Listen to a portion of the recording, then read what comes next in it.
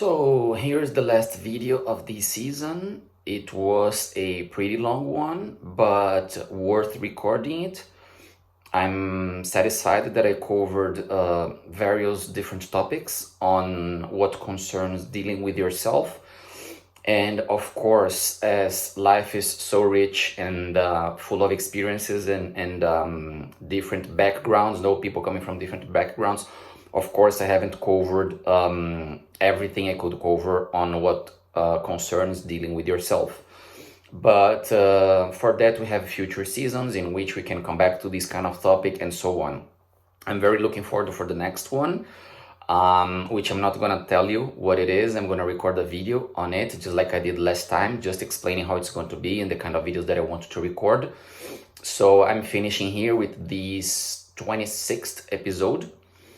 And this episode is going to talk about not accepting yourself, because this is one of the modern world tendencies and one of the contemporary maxims that people have been preaching all around, that you should accept yourself the way you are, that there is nothing wrong with being like this or like that, that you should be somehow lenient to yourself and condescendent and understand your situation and accept it.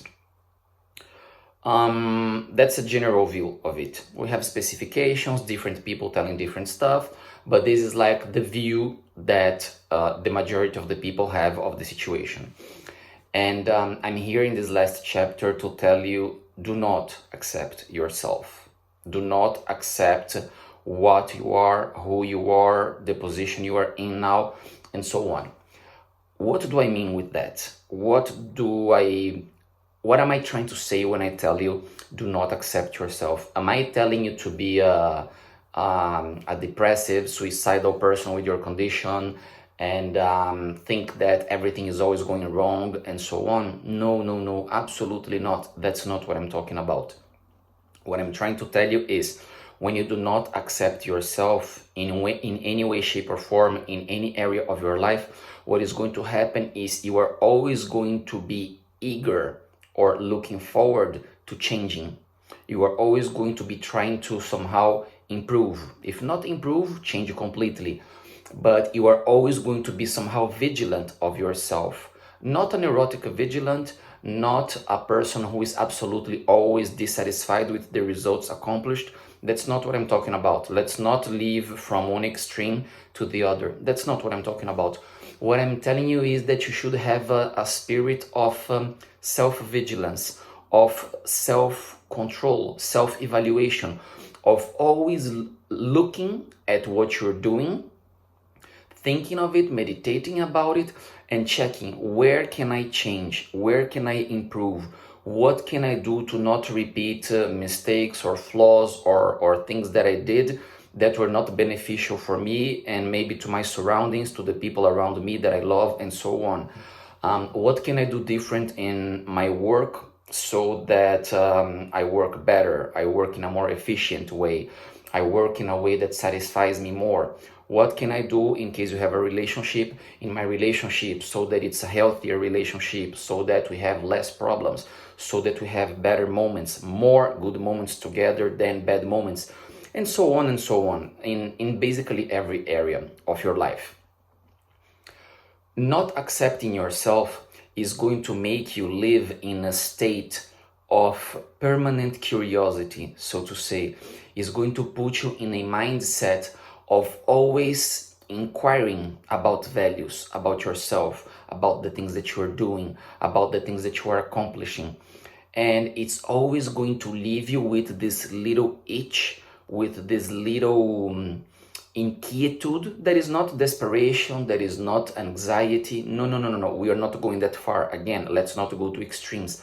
But it's always going to leave you with this small itch, this small inquietude of, how can I change this? How can I do this in a better way, in a more efficient way, in a way that works better for me and for my surroundings? having this kind of spirit is going to somehow always keep you engaged in what you're doing, always keep you attentive to what you are doing. You are never going, or you should, in case you really have that mindset, you are going to always, let's say, do whatever you are doing with more attention, with more concentration, in a more meticulous way, paying careful attention to the details. You are going to become a detailist. You are going to become someone who demands more from yourself. You are going to become someone who is always automatically looking for improvements in your life, in whichever area it may be. And now you might question yourself, or you might ask me this question. Is this going to be good for me? Is this going to do me any particular good? Am I going to become crazy or extremely dissatisfied? Is this going to resonate to other people? Am I going to become demanding on other people and expecting them to be like me, and so on and so on? Look, whenever you change, somehow the world around you change. Not because they changed necessarily, but because you changed. And as you change it, you start seeing the world according to this new person that you are, according to these new values, according to this new way of being that you have acquired, developed, or conquered. And when that happens, you look at the world in a different way. You see people from a different perspective, and becoming more demanding and detailist, and not accepting yourself in a very lenient way, in a very condescending way, in a very self-indulging way, forgiving yourself for everything that you do, is going to somehow have a repercussion on the way you deal with people. It's possible that you're going to become more demanding on them. It's possible that you're going to expect them the same excellency that you are trying to achieve yourself. It is possible that you are not going to accept that people do certain things that you don't accept that you yourself do them anymore.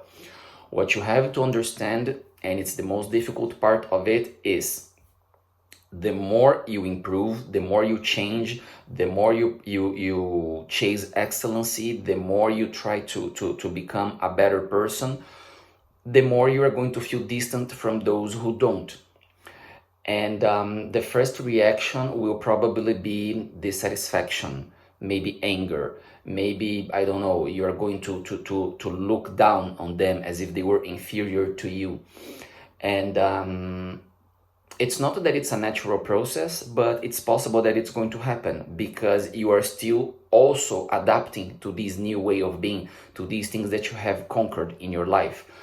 And my advice to you is find a way to deal with that in a manner, in a fashion that you can demand as much as you want, as much as you can from yourself. You can be detailist, you can chase excellency, you can try to improve, but you have to understand that others are others, and not necessarily they are looking for the same things you are looking for.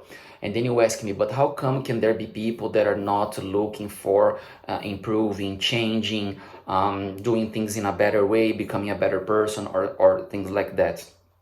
And my answer to you is very simple. There are. And there are thousands of reasons for that. The society we're living in, the values that are being, let's say, perpetrated and taught and spread all over. And there is, let's say, a way of raising people, of educating people, not necessarily from the parents, but of course also from the parents, that is making people become lazier, weaker. They are losing strength of will. They are not trying to do anything better for thousands of reasons. It can be for any reason, but they just live life, maybe not even live, they just pass by life. They don't allow life to pass by them. They are just kind of surviving. They are just kind of in the automatic pilot, and they are just waiting for the end, without even knowing that they are doing that. And you are not like the carpenter of the universe, you know. You are not here to fix everyone or to save people. You are not Jesus Christ, you know. You are not here to be the hero and so on. So learn to live with the fact that if you are this kind of person who don't accept yourself, who always demands more from yourself, that you are going to be, in the vast majority of the cases, surrounded by people that are not like that. And that you should keep for yourself your thoughts on them, and keep for yourself your evaluation of them, because it's inevitable. You're going to think things, you're going to evaluate them, and so on. But keep it for yourself. Try to be nice, kind, polite to people, and so on.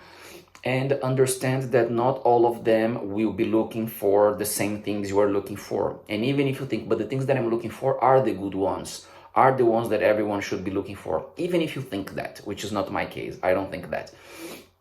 Even if you think that, understand that people won't do it. Understand that there are people that, even though they know there's something better they could be doing, they're not going to do it. Even though they know there's more they could achieve, they're not going to try to achieve. Even though they know they can accomplish more if they make a little more effort, they are going to say, no, it's just okay here. Enough is acceptable and I'm good. And you will have to live with that. If the world was filled with capable, determined, driven, strong-minded people, do you think we would be living in the kind of world we're living now? See you next season.